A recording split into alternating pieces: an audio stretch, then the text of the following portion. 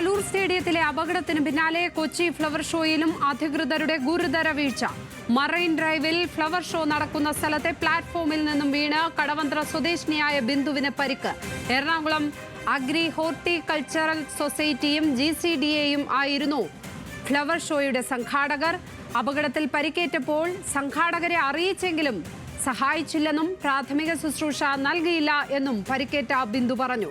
സ്വയം വാഹനം വിളിച്ചാണ് ആശുപത്രിയിൽ പോയതെന്നും കൈക്ക് ഒടിവുള്ളതിനാൽ ശസ്ത്രക്രിയ വേണമെന്നുമാണ് ബിന്ദു പറയുന്നത്. ഇത് ശരിക്കും പറഞ്ഞാൽ ഒരു സെക്യൂരിറ്റി ഒരു അപകട സാധ്യതയുള്ള സാഹചര്യങ്ങളൊന്നും നോക്കാതെയാണ് ആൾക്കാരെ കയറ്റിവിടുന്നത്. ഞങ്ങൾക്ക് പറ്റിയ പോലെ മറ്റുള്ളവർക്കും സംഭവിക്കരുത്. അതാണ് ഞങ്ങളുടെ മെയിൻ ഇഷ്യൂ. കൂടുതൽ വിവരങ്ങളുമായി സഹിൻ ആന്റണിയും ആസിഫ് മുഹമ്മദും ചേരുന്നു. ആദ്യം സഹിനിലേക്ക്. സഹിൻ, ഉമാ തോമസിന്റെ അപകടം തന്നെ എല്ലാവരുടെയും കണ്ണു തുറപ്പിക്കും എന്ന് നമ്മൾ കരുതിയതാണ്. പക്ഷേ കൊച്ചിയിൽ തന്നെ ഒരു പരിപാടിയിൽ ഇത്തരത്തിൽ ഒരു സുരക്ഷാ ക്രമീകരണങ്ങളും ഒരുക്കാതെ ഒരു പരിപാടി സംഘടിപ്പിച്ച ഒരാൾക്ക് അപകടം പറ്റുന്ന സാഹചര്യമാണ് ഇപ്പോൾ ഉണ്ടായിരിക്കുന്നത്. എങ്ങനെ വേണം ഈ അവസ്ഥയെ നോക്കിക്കാണാൻ? ഇത് GCDA തന്നെയാണ് ഈ പരിപാടി സംഘടിപ്പിച്ചതെന്നാണ് പ്രത്യേകം എടുത്തു പറയേണ്ടത്. കാരണം ഉമാ തോമസ് നിലത്ത് വീണ പരിപാടിയും സംഘടിപ്പിച്ച അല്ലെങ്കിൽ അതിൽ GCDAയുടെ പ്രോപ്പർട്ടി ആയിരുന്നു നൽകിയിരുന്നത്. അന്നും കൃത്യമായ പരിശോധന GCDA നടത്തിയിരുന്നില്ല.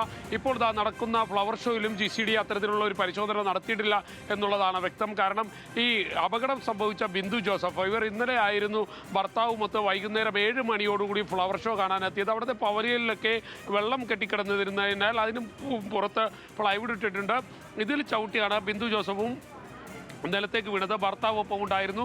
ഈ നിലത്തേക്ക് വീണ സ്ത്രീ കൈകുത്തി നിലത്തേക്ക് വീഴുകയായിരുന്നു. അതോടെ ഇവരുടെ കയ്യിൽ കാര്യമായ ഒടിവുണ്ടായി എന്നുള്ളതാണ്. ഇത് സംഘാടകരോട് പറയാൻ ശ്രമിച്ചു. എന്നാൽ സംഘാടകർ ഇത് കേട്ട ഭാവം നടിച്ചില്ല എന്ന് മാത്രമല്ല ഫസ്റ്റ് എയ്ഡ് കൊടുക്കാനോ ഇവരെ ഒന്ന് ആശുപത്രിയിൽ എത്തിക്കാനോ വേണ്ട സംവിധാനം ഒരുക്കിയില്ല. ഇവർ ആശുപത്രിയിൽ പോകാൻ ആംബുലൻസ് ഉണ്ടോ എന്ന് ചോദിച്ചു. സാധാരണ ഇത്രയും വലിയ ഫ്ലവർ ഷോയ്ക്ക് നടക്കുമ്പോൾ ആംബുലൻസ് വേണ്ടതാണ്, മെഡിക്കൽ സംവിധാനം വേണ്ടതാണ്. ഇതൊന്നും അവിടെ ഇല്ലായിരുന്നു എന്നുള്ളതാണ് അവരുടെ ആരോപണം. മാത്രമല്ല ഇവർ ആശുപത്രിയിൽ പോയത് സ്വയം വാഹനം വിളിച്ച് ആശുപത്രിയിൽ പോയത്. എറണാകുളം മെഡിക്കൽ ട്രസ്റ്റ് ആശുപത്രിയിൽ ചെന്നപ്പോൾ കൈ പൂർണ്ണമായും ഒടിഞ്ഞിട്ടുണ്ട്. വലിയ ഒടിവ് തന്നെയാണ് കൈക്കുള്ളത്. അതുകൊണ്ട് തന്നെ ശസ്ത്രക്രിയ നടത്തണമെന്ന് ഡോക്ടർമാർ ആവശ്യപ്പെടുകയായിരുന്നു. അല്പനേരം മുൻപ് ബിന്ദു ജോസഫിനെ ശസ്ത്രക്രിയയ്ക്ക് ആശുപത്രി ഓപ്പറേഷൻ തിയേറ്ററിലേക്കായി കയറ്റി കഴിഞ്ഞിരിക്കുകയാണ്. 4 മണിക്കൂർ നീണ്ടു നിൽക്കുന്ന ശസ്ത്രക്രിയയാണ് ഇവരുടെ കൈക്ക് വേണ്ടി വരിക. ഒപ്പം തന്നെ അല്പനേരം മുൻപ് ശസ്ത്രക്രിയയ്ക്ക് കയറുന്നതിന് മുൻപാണ് ബിന്ദു ജോസഫ് ഇത്തരത്തിലുള്ള ഒരു ബൈറ്റ് നമ്മൾക്ക് തന്നത്. അതിൽ അവർ പറയുന്നത് താൻ വേദന കൊണ്ട് പുളയുമ്പോഴും ഈ തന്നെ അവിടെ എത്തിക്കാൻ ആശുപത്രിയിൽ എത്തിക്കുന്നതിന് വേണ്ട നടപടി സ്വീകരിക്കാൻ ആരും വേണ്ട ഒരു സഹകരണം നടത്തിയില്ല എന്നുള്ളതാണ്. ഒപ്പം തന്നെ സ്വന്തം വാഹനത്തിൽ ഭർത്താവ് തന്നെയാണ് വാഹനം ഓടിച്ച് അവരെ ആശുപത്രിയിൽ എത്തിക്കുന്നത്.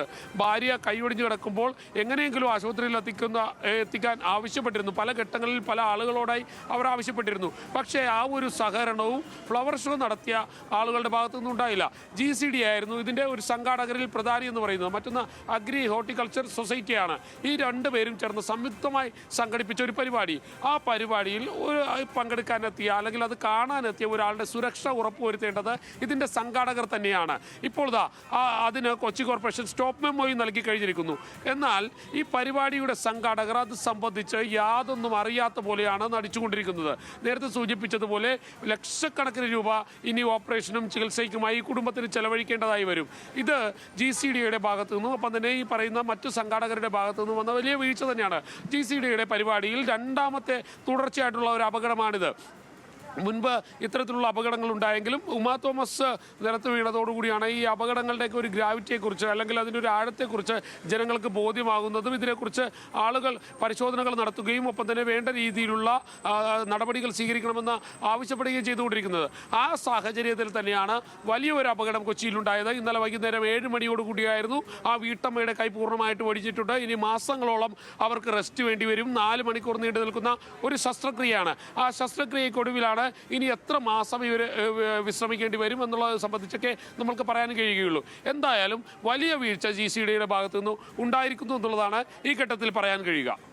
തീർച്ചയായും തുടർച്ചയായ 2 സംഭവങ്ങളാണ് GCDAയുടെ ഭാഗത്ത് നിന്ന് ഇത്തരത്തിലുള്ള വീഴ്ച പരിപാടികൾ സംഘടിപ്പിക്കുന്നതുമായി ബന്ധപ്പെട്ടുണ്ടായിരിക്കുന്നത്.